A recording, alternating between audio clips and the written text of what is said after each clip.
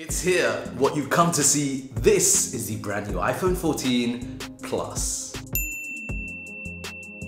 Now, this was announced at the same time as this, the iPhone 14, which I've already unboxed and reviewed. But this year, Apple have switched it up with a new larger size. This is the 6.7-inch iPhone 14 Plus. Now, this is different from last year and the year before, where Apple gave us a standard size and a mini size. The unboxing experience is going to be almost identical to the iPhone 14, the iPhone 14 Pros.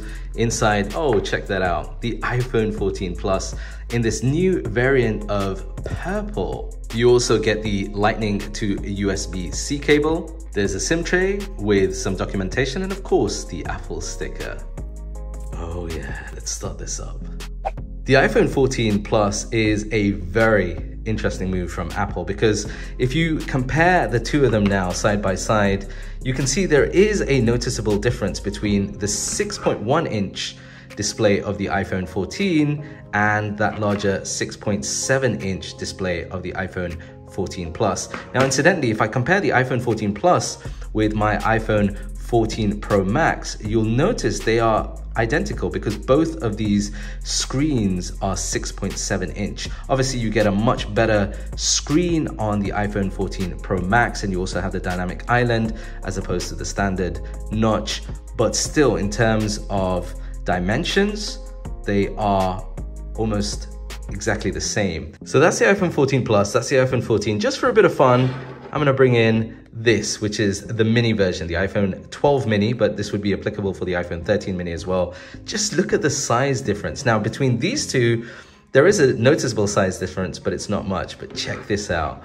When you compare the size differences between the mini and the Plus, it is certainly much more noticeable. Now, both the 14 and the 14 Plus have that beautiful Super Retina XDR display. We're talking 800 nits of peak brightness, going all the way up to 1200 nits for HDR content.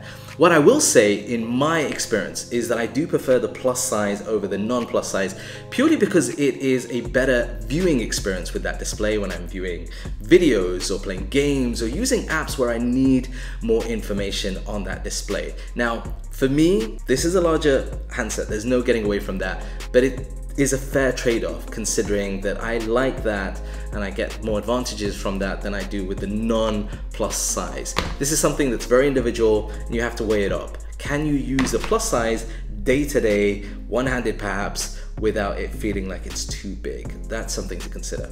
Now, just like the iPhone 14, the iPhone 14 Plus is powered by the A15 Bionic. So we're talking 6-core CPU, 5-core GPU, 16-core neural engine. So in terms of day-to-day performance, it does really well, coupled with iOS 16, which has a bunch of customizations, including this, one of my favorite, the new lock screens. And I'm using my own wallpaper here. So if you'd like to download my wallpaper pack, check out the link in the description below. A proceed of all of those sales will go towards charity. And just like the iPhone 14, you're gonna get that improved 12 megapixel dual camera thanks to the improved aperture. You're gonna get 12 megapixel for the main, 12 megapixel for the ultra wide, and paired up with Photonic Engine, you're gonna get more details, more vibrancy in the shots taken, both in normal lighting, as you can see here, but also in low light as well, which looks really nice. And the iPhone 14 Plus also has that new action mode, which gives you super smooth, almost gimbal-like effect. I think the video generally on the iPhone 14 models has been great this year, but with action mode, if you're gonna be doing anything insane, crazy, fast, where you need super smooth stabilization, then you'll be happy with the results that you get with this. It's a beautiful day out there. I'm currently filming this with the True Depth camera, the updated True Depth camera on the iPhone 14 Plus.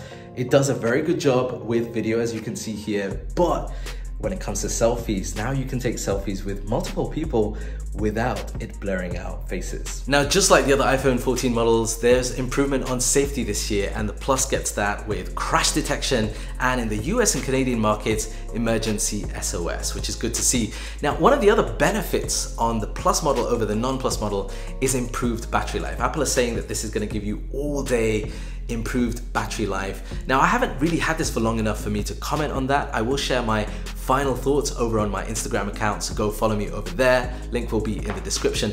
But from so far using this for a couple of days, I have noticed the iPhone 14 Plus does seem to have a stronger battery life than the non-Plus version. It kind of makes sense with this larger form factor and style. But let me know your thoughts overall on this year's iPhone 14 Plus. Do you think Apple made the right choice in ditching the Mini for the Plus? I'd love to know your thoughts in the comments down below. And if you've enjoyed this video, smash that like button, hit subscribe, and I'll see you over here next for another cool Apple video.